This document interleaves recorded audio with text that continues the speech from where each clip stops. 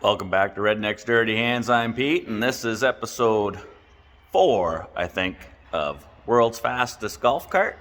Maybe? Let's get going.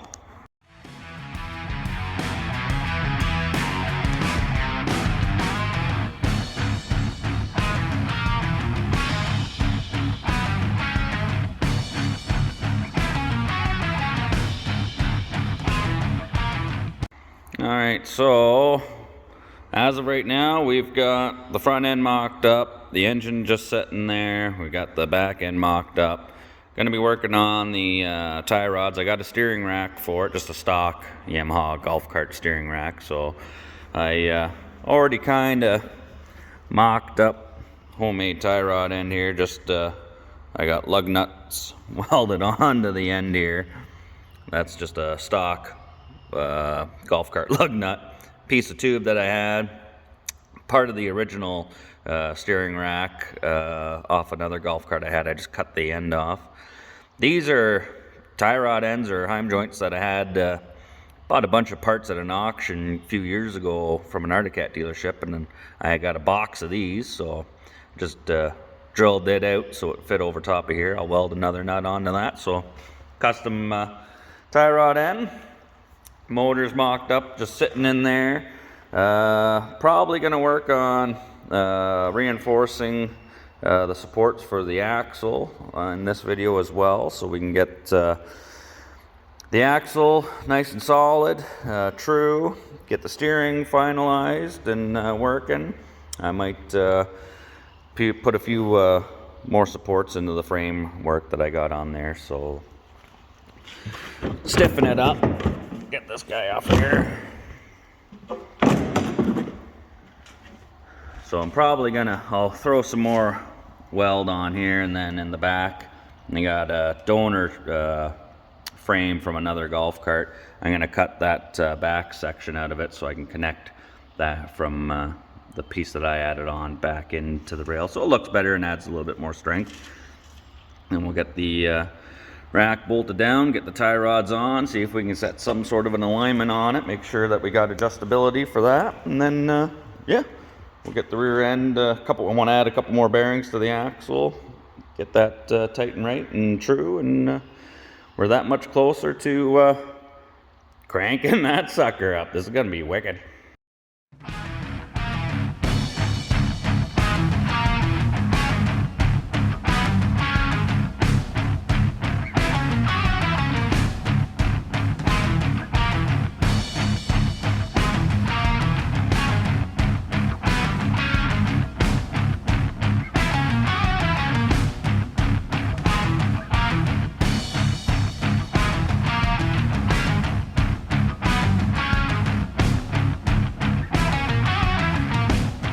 Well, there you have it, the stock steering rack bolted down and in. I made up the tie rod ends, just welded on the lug nut for the threaded on. Same thing over here. These are the ones that I had in the storage van out back for an Arctic Cat or something, I don't know what sled. So I've just got it mocked all up, but I know I could have probably just went out and bought the proper tie rods for the Yamaha golf cart, but I mean, hey, you know, with the times and everything, we're in the lockdown again or whatever. It's all curbside pickup everywhere you go, and it's a pain in the butt. I got all this stuff laying around, so I got the abilities and the tools to make it, so might as well just make it. And now we have nice steering. Nice one, look at that. Nice and smooth too. So steering is done. Now move on to the back end. We'll get that all stiffened up and set. Could try and get the axle trued and supported with a couple extra bearings, because I don't know, this thing's gonna be 800 pounds or so, I guess, when it's probably said and done, and then you know, 200 horsepower probably by the time we're said and done getting the motor up and running. So strengthening that axle's a definite must. So I'll carry on and start doing that.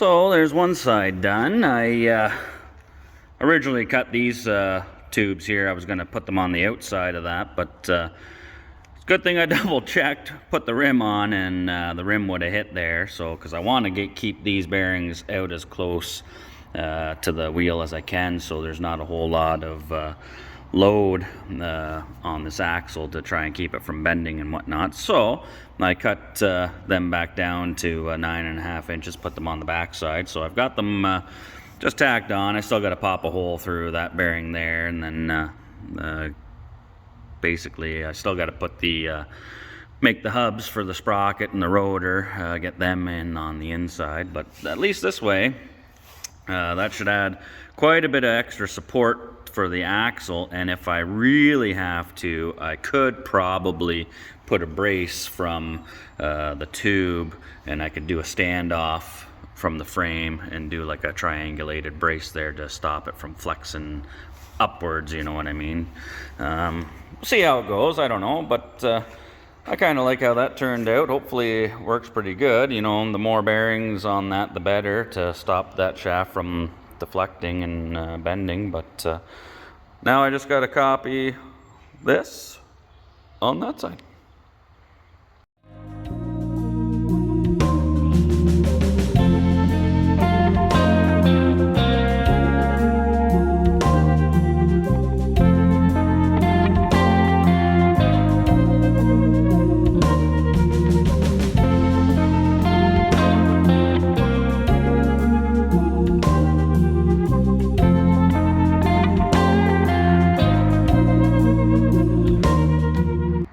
Now that's both sides done. Well, not done, but mocked up anyway. So I've got the extensions out. You can see the bearings go pretty close to the hub, so should allow for more strength, less deflection. Now I may also, in the future here, for extra insurance, come from the top of this shock tower and put a brace down out to the close to where the block bearing is there, just to stop it from flexing up and whatnot. But that's kind of the idea there. And now this thing here, she's a nice smooth roller, rolls nice and easy. So that's the rolling chassis. Steering's figured out now, that's good. The axle, you know, still a little bit iffy on the diameter and the quality of metal that axle is, but for now we're rolling with it. So, well, the next video I think I'll have to make up the hub for the sprocket. Going to be using the 48 tooth sprocket on it, so we got a lot of bottom end grunt and power. I mean, I think even still with that, with the gears and the motor and whatnot, we'll still get a pretty good top speed out of it. But we'll do that, and then I'll make up hub and flange there for the brake rotor, and then I'll find a caliper. Probably take something off of a car. I want something fairly beefy that'll stop this, because if we get going fast with this, I definitely want to be able to stop pretty fast too. So yeah, I think we're making some pretty good headway here. All right, well, thanks for tuning in to this episode. You know, we're making a little bit of progress every time. So, you know, if we keep working on it every day, you know, a little bit here and there, it'll get done. So, hey, we got the steering's all figured out. That's a bonus. I got the rear axle stiffened up with the extra bearings. So I think that's going to help us in the long run there. So that's a good thing. Now all we got is I got to make the hubs for the sprockets and the rotor and whatnot. But we'll do that. I'm sure...